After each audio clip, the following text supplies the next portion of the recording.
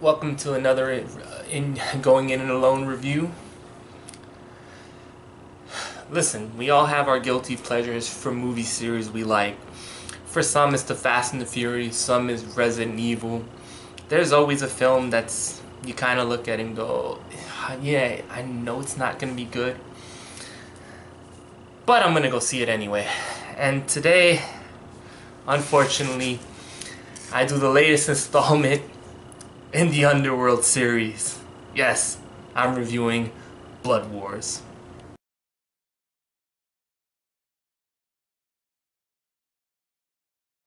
Kate Beckinsale's latest attempt in the vampire genre as she plays Celine, and hopefully her last, but we'll get to that later, no spoilers, or at least not spoilers for later on in the commentary. And is this movie...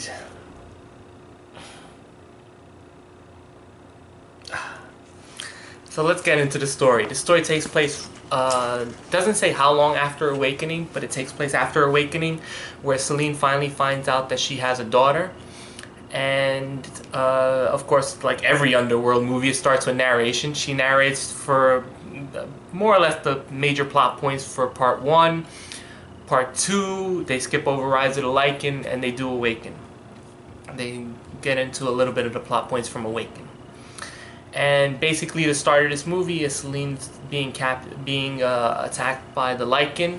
The Lycans have a new leader, and he's built up the Lycan again, but now the Lycan are supposedly smarter, stronger, or whatever. And obviously, there's less vampires after the whole thing that happened in Awakening. So Celine finds out that she needs to go back to the Covenant because they're allowing her to go there. And then the story is just a series of betrayals and people just undercutting each other and not trusting each other. This movie is directed by, not by Kate Beckinsale's husband this time. This time it's directed by a newbie called Anne Foster, who usually does second unit directing. And if you actually look at her IMDb page or on her Wikipedia page, the movies that she has been second unit directors on are not good at all. And in this movie, I am thoroughly convinced that she's a vampire. There are whole scenes in this movie where you can't see anything.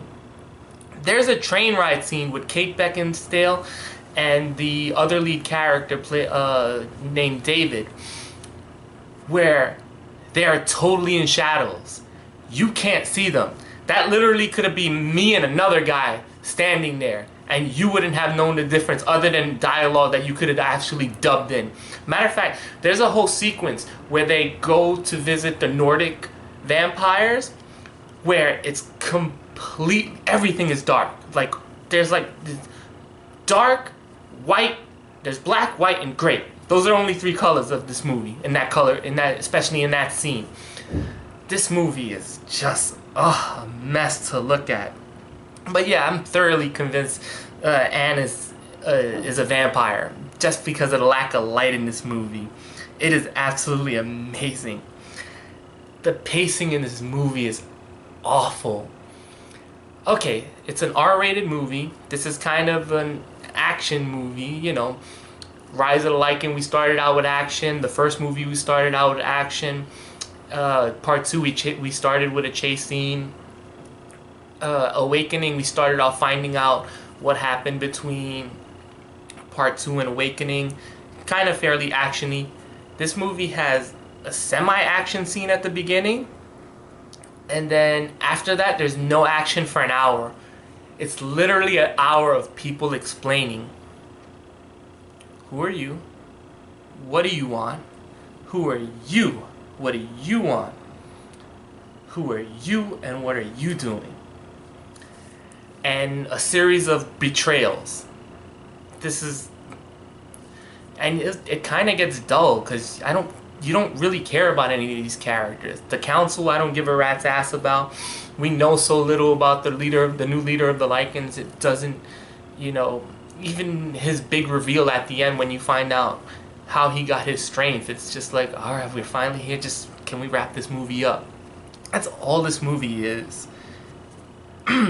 I mean, the first big set piece we get is about an hour and 10 minutes into the movie. And once again, we go back to the color palette thing. It takes place in the Nordic home of the vampires. You can't see anything. You see bodies walking around, but that's about it. You just see a bunch of bodies, nothing else. Like the only difference you can tell the Lycan from the vampires is the vampires are wearing white in the Nordic place. That's about it. The second big fight scene has a this movie is actively stupid on every level. Without going too much into spoilers, there's a scene where there's a takeover happening. And in the middle of the takeover, someone says something, and then everyone just goes, "Oh, okay." That's it. You were about to do a hostile takeover. Someone tells you one thing, and all the people who are about to take over just say, "Oh yeah, we didn't mean that. Yeah, we're back on your side again."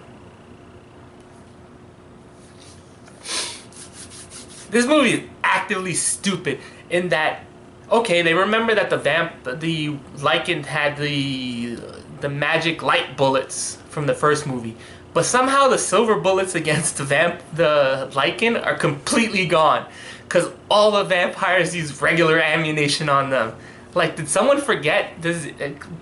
Let's not get into the continuation issues that Rise of the Lycan presented. It's just like, this is just a common weapon, and everyone forgot about it? Hell, I mean, most of the weapons that the Death Dealers use in the first two movies gone out the window. They forgot. It was just an Eastern thing. Or the Western chapter. Eastern, they didn't know anything about that, so that was one thing. Yeah, the decisions on every level of the characters are so dumb. It is absolutely astounding, actually. It's regrettably, it's just stupid. And let's talk about my beginning spoilers. I was hoping when I went into this that this would be the last foray into the Underworld series. There's no reason to go anymore. You're beating a dead horse, and the dead horse has been dead long ago. But of course, at the end, we get a teaser for a 6th movie. And God, don't. Even as someone who owns all the other movies, please don't do this. Just let it die. We got rid of Resident Evil this year. Let's get rid of Underworld at the same time. Hell, they came out in the same month. They came out 3 weeks apart. At least Resident Evil has the thing to say that they made $200 million in China. This movie doesn't even have that. It only made $85 million around the world. So just stop it. Kate Beckinsale, go do something else. Find life somewhere else. As for a score for this movie... Oh, before I get to the score, let me talk about the special effects. The transformations for the Lycan from the first movie to this movie are miles apart. The first movie is so much better. The Lycans, when they transform, are so terribly looking. They are awful. And every time they transform, I just look at them and say, how did we get worse as a CGI department? Is that possible? Once again, the magic of Underworld. As for score, unless you're someone like me who just, I don't know why I'm hanging on to this series in all honesty, don't stay away from this. This is easily the worst movie I've seen all year. Underworld, I give it a 0.5.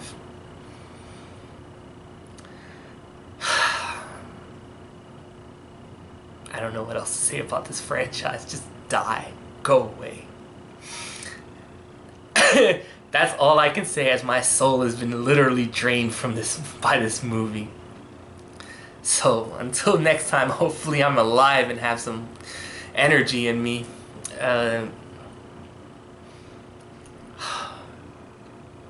Until next time, folks. Have fun.